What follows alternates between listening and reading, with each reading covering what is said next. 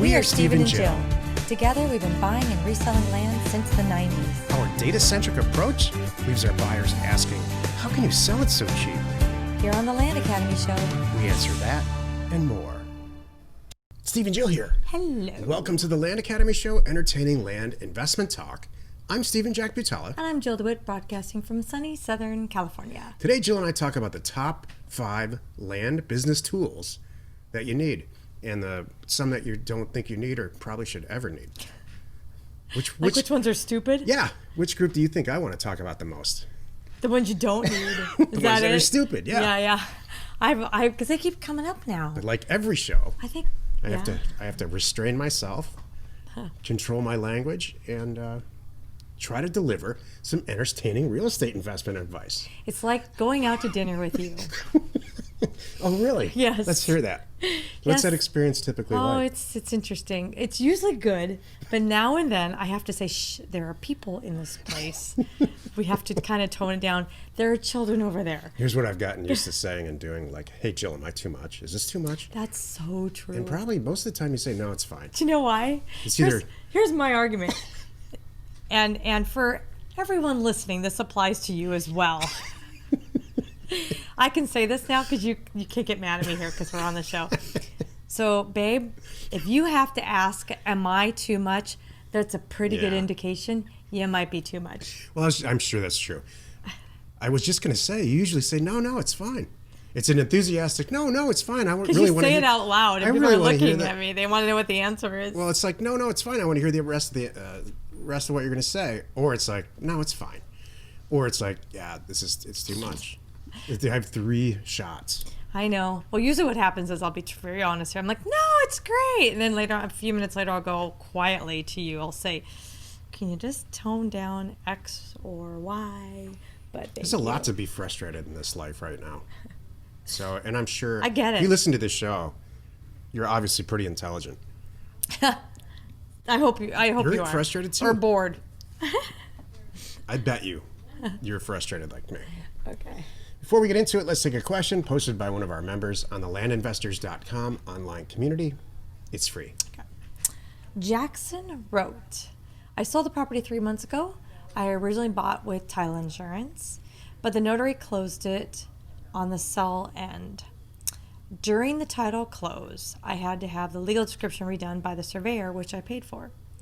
Shortly before I sold it, I had the abutter reach out to me saying how she saw it was for sale and told me the boundaries are wrong. The abutter in this person is calling an abutter. I'm curious. I'm like, who is the abutter? The adjacent property owner. Oh, that's what they're saying. So it's like, okay, the person next door. Yeah. The next door neighbor said, hey, your boundaries are wrong. How do they find that's how weird is that they would even find that? Yeah. The percentage of that are so small, it's not even funny. Let's read the rest of the story here. I was just showing the GIS mapping, and that she had all the legal access to the pond and the boat road that goes to the pond. I talked with the town about it, and they assured me this wasn't the case, so I brushed it off.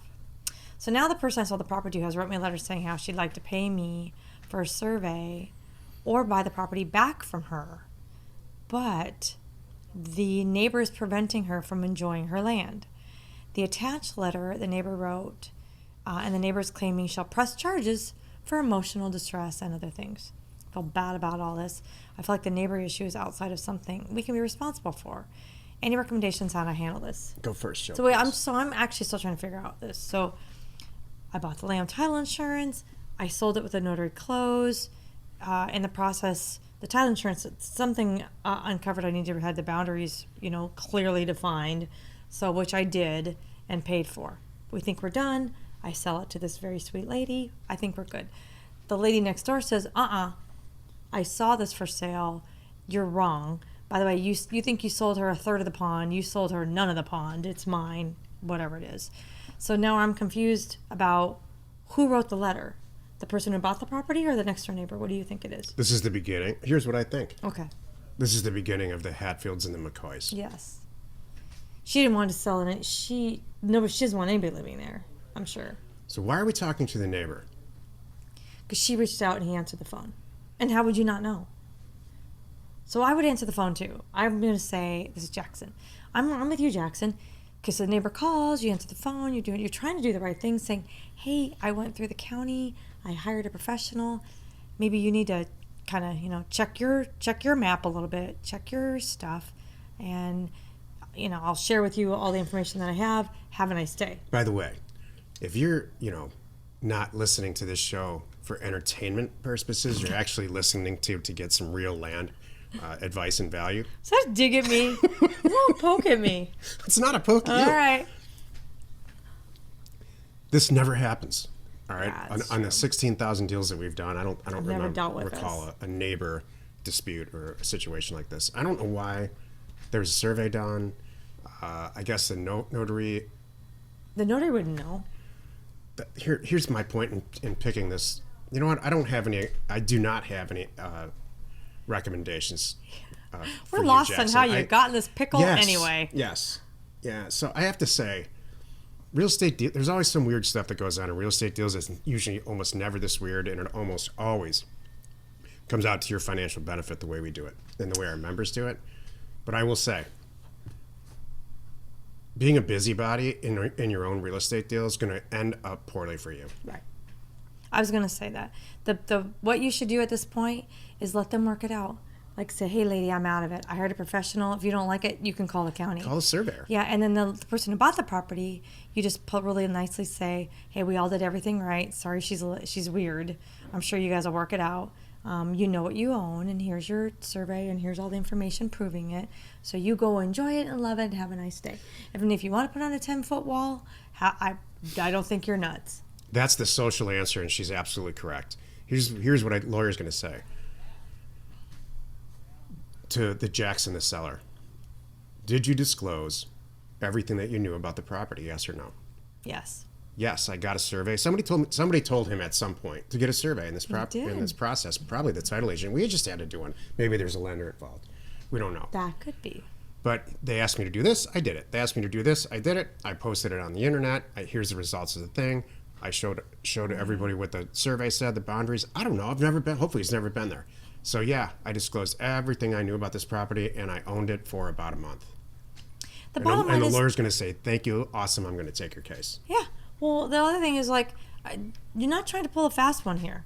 You're not doing anything wrong. If you're trying to do something wrong, then yeah, I know we should talk about this. But you're not trying to do anything wrong, and like Steven just said, you did everything that was asked of you. So and I would again let them figure it out. Yeah, don't let this stuff deter you from getting in this business. It's so far and few between. And by the way, this person's using the Land Investors Forum correctly. Right.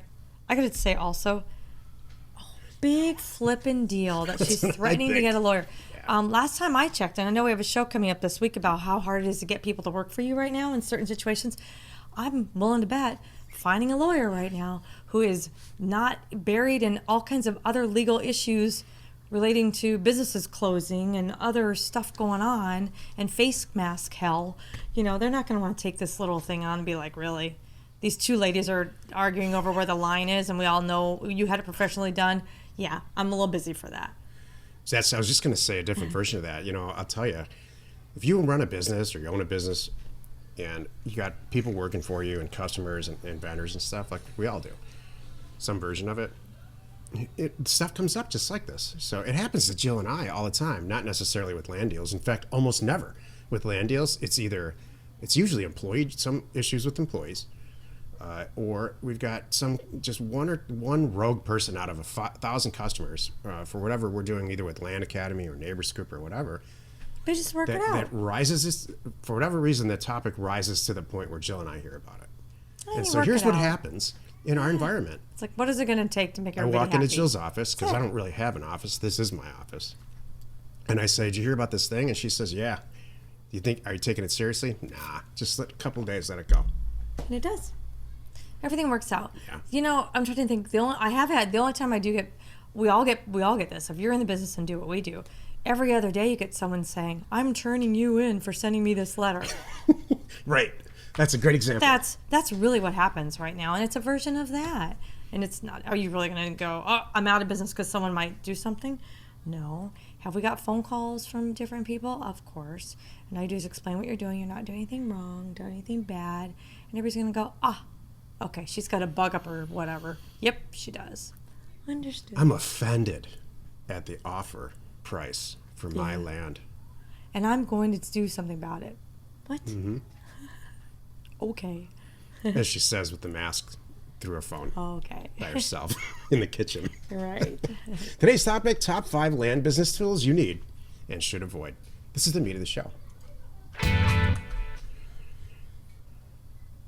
There's people that are asking us more and more, me specifically asking, like, there's all these tools out there. There used to be no tools. When I started this, it was like, it was like the back of the newspaper or eBay on the sell side, newspaper classifieds, or on the buy side, there was tax auctions, and that's it, or county data. You could go get county data, parse it all out, and send letters to people who own land. There was no such thing as RealQuest or DataTree or ParcelFact or any of that stuff. So now there's all these tools. Largely because Jill and I started Land Academy and started creating tools, we started to make public the tools that we created for ourselves a long time ago to buy and sell land. We just made them pretty. You know, we all had the beta versions of all of it, and when it broke, I went back in there and fixed it. So it's become this little kind of micro niche frenzy for people to create tools and all kinds of crap out there, and most of it's crap. So I want to set the record straight and talk about the 5 land business tools that you actually need. I think you need, and I asked Jill to do. All right, we have our own list. Let's go through them. And we didn't share notes. All right. Go first. Can we go first? Okay. Here's what I think you really need to be in this business. Number 1, you got to have data. And like you said, it used to be the old way, going to the county, getting a list. Oh my gosh. Paper list or months. DVD. And then you got to sort through it, figure out. It was just a disaster. Thank goodness for RealQuest Pro and DataTree. So we use primarily RealQuest Pro for land, DataTree for houses. So lots of great information there. So that's number 1. Number 2, let me just blow through my 5. Mm-hmm. Okay. Got to have a good mail solution. You're not going to handwrite letters. You're not going to do them yourself. If you think you're going to print them out and have your family sitting at the table licking stamps, good luck. Because after the first 1,000, now they're out. If you got them to that point. So and not to mention it's more expensive anyway. Not only is the pain and suffering that you're going to get from your family. I love that phrase. Pain and suffering is for the last month I've used that phrase at least once a day. It's expensive. But you're not going to save any money like on a stamp. So you need a good mail solution. Ours is a company that we created. It offers 2 owners. They do the mail merge. I mean, I can literally just hand them, here's my spreadsheet with my data ready to go. Here's my letter template. I fixed it, put my name in it, and tweaked a paragraph, made it my own, and they merge it, they get it out, done. It's awesome. They also check it for bad addresses. There's all kinds of things that they do that save me money and save me time. Number 3, gotta have a phone solution. The calls are coming in. If you're doing this right, you don't have time to be bogged down with every phone call person chewing you out. So you have to have a phone solution and preferably a mail solution. So we do both. So we use our own in-house phones right now, but most of our people use Pat Live. It's great. You get 20% off through Land Academy. And then as a mail solution, these virtual mail things are the bomb. So that's what we use a lot now for our mailers, where they get the letters in, they open it for you, scan it, and email it to you. What Jill's talking about from a mail solution standpoint is not offers to owners, not getting the mail out. Now getting That's it a bulk in. mail company. She's talking about Inbound. a virtual place where all the sellers sign their purchase agreements, send them into a place. They open the mail, scan it, and email it to you. Mm-hmm. And you just get you get all the good and not the bad. Right. You just kind of. So yeah. And then number 4, you need to have. You're doing your due diligence. This is my biggest. Actually, I have the 2 biggies. Honestly, are RealQuest Pro for me, and then the second biggie is NeighborScoop. Yeah, I agree. So NeighborScoop is ParcelFact. We own NeighborScoop, by the way. With phone numbers. This. I was going to say that. We created ParcelFact first. I'll sit here. It's okay. You did say Jill, do your list. Did you not? Yeah. Jill, do your list, but you can't really do it because I want to get in there a lot. It's the Jill Show, everyone. You said Jill, do your list, and I stopped and said, you want to do all 5? And you said yes. That's fine. I'm going to do all 5. All right. NeighborScoop. Okay. We created ParcelFact, which is just the facts, man. And then we made it prettier. We added flood maps. We added phone numbers. We added a way to have it all appear, the whole boundary appear in Google Earth Pro, all kinds of great little features. So check out neighborscoop.com. It is the bomb. So, and I couldn't do my job without it. I mean, I could, but it wouldn't be like it is now. I can review, 10 properties like that. In the old days, it'd be like, oh no. So, and then finally, my last tool that you've got to have is a way to stay organized, and it's a CRM. It's hard. We've done it. You can kind of do it with a spreadsheet. It's really not as effective as it could be. So a CRM for us is the answer. And Jill's about half right. Oh. So I agree with the data. I agree with the mail solution, the bulk mail solution. I agree with the phone. Absolutely agree with the phone situation. Those are all acquisition tools. Right. Let's take one step back. We separate, and all of our members separate our land businesses into 3 sections: acquisitions, engineering, and sales. The acquisitions tools on my list are data and mail, just like Jill, and phone answering. There's 3. Mm-hmm. And then in engineering, Neighbor Scoop, and some type of professional. Wait, you already have more than 5. I was limited to 5. I'm going to have more than 5. Oh, okay. Is Neighbor Scoop and some type of person, and for new people, it's going to be you yourself, to post the property, make it look great on the internet. So you might need a photographer. It might be you yourself. And then to get it out onto social media, and including the MLS. For us right now, that tool is hand-picked real estate agents, land-specific real estate agents in the area. You can't, the vast majority at the level where we are, the numbers that we're trying to achieve, we need expert local help. We learned that buying and selling houses. And then finally that comes to sales. And my tool is Jill. And so I'm not sure what you do about that, but I solved it, and her name's Jill. And so you have to have somebody who's in their soul and in their bloodstream, running through their blood, they want to sell the piece of property. And everybody in the advanced group, the Land Academy advanced group, it's either themselves or it's their spouses or somebody they partnered with. There's no chance that anybody can ever get into the advanced group without a secret weapon of sales. And that has to do with land and every other company that you are involved in or that you start. So I was thinking early, I was having a cup of coffee this morning along the lines with sales. And I think all the people that we've ever spoken with that are in our groups, or Jill and I get pitched companies a lot. People just find us and they say, we want to start this thing, and I got this great idea, and this and this and this. And my first question is, how much does it make? Do you have a customer? Do you have a customer? And almost all the answer is no. They're so excited about the product. I hear what you're talking about. Maybe they're tech people. The tech thing it works, but it looks terrible.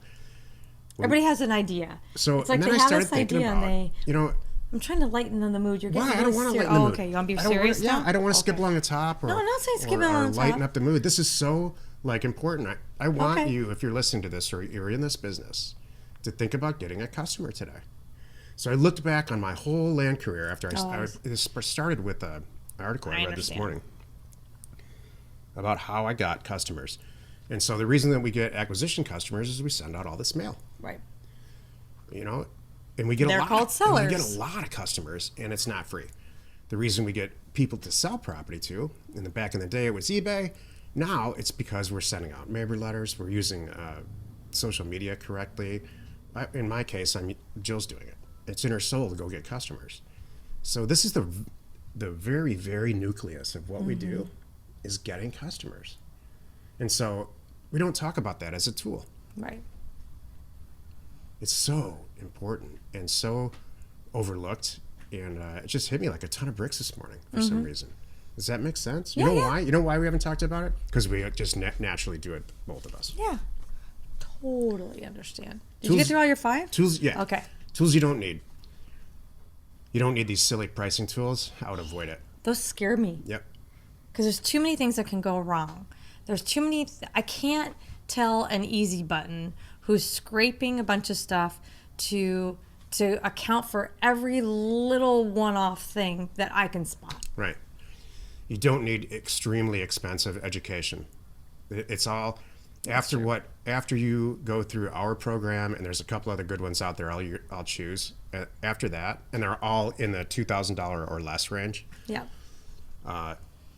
You're spending too much money. What they're doing is going to hold your hand, and you should know this stuff anyway. If you can't get educated in an 8 or 10 hour self-help type program, and then be provided the tools, there's something wrong with you. There's not something wrong with the education you have. And these people know how to believe me. Hi, welcome to Tough Love Monday. What the heck? Gee. And these people know how to do these programs. I'm like, what's going on today? You're like, last week we're all relaxed and silly, and today you're like, okay, we're back to work now, everyone. Knock it off. Jill. Okay, but we can still have fun too, can we not? I'm having a blast. Okay, well, and it shows. It shows. What the heck? You're not having fun here? Oh my gosh. I'm trying to get a little preachy. No, this is so funny because this is the reality. This is such the truth. I keep going, this is how Steven says this. And I'm not picking on you, but kind of am picking on you. I am happy. Damn it. That's how Steven. My God. Oh, you don't like my delivery. Yes, that's what I'm saying. You like the content, not the delivery. The content's fine. Yeah, it's just you're sounding a little preachy. Okay. Okay. Happy you could join us today, then. Oh no. No. Forget it. No. Half the people they're like with a pencil in their hand. No. They want to know the rest of the story. Don't stop. Please finish the story. This industry is riddled with fraudulent educators who have no real. For some reason, there's something about this industry that, and it's not just land or real estate, but it's like making money on the side or whatever. It's just riddled with fraudulent crooks. And so please be careful and do tons of research before you spend any money on education at all. That's why we put up landinvestors.com so that people can say, is this stupid? Is what these guys are doing stupid? And do they follow through? Or what's the downside, or all of it? So just be careful. My point is, you need education. Just to connect with people and find out if it's going to work for you. You need some education, and you need a peer group where you can bounce stuff off of. Right. And it's a tool that you need. You just don't need a really bad one. And unfortunately, there's a lot more bad ones out there than good ones. Another thing that I said that you don't need and you shouldn't do is a VA for everything. There's stuff that you want to keep control of. Yeah, there's personality types, and I'm guilty of this, that sit around and say, I'm going to delegate everything. And that's just not, unfortunately, it's not realistic, especially in the beginning. Because then what happens is next thing you know, your accountant spent all your money and you're like, what just happened? Or your team made a bad decision and they bought all this property that was worthless. And no, I'm not kidding. I'm not either. I mean, it's never happened to us, but I'm just saying. But it could happen. If you put a VA in charge of your acquisitions, you better be careful because they're spending your money. Yep. So I would do that too. Anything else? Yeah, but we're way over time. Okay. We'll pick up tomorrow where we left off, I'm sure. Happy you could join us today. 5 days a week, Monday through Friday. You can find us right here on the Land Academy Show. Tomorrow, the episode on that Land Academy Show is called Area Home Sales and How They Dictate the Same Area Land Sales. You are not alone in your real estate ambition. Whew. No, I wasn't picking on you. I was just kind of like, you're getting a little... It could have been more concise. That would be okay. Go ahead. It could have been more concise. I don't, Jill. I've got care. very thick skin. You could break me down on the show, and I would just you know why? Because I see the numbers on the show, and it's okay. I would not do that, and you know that. I know.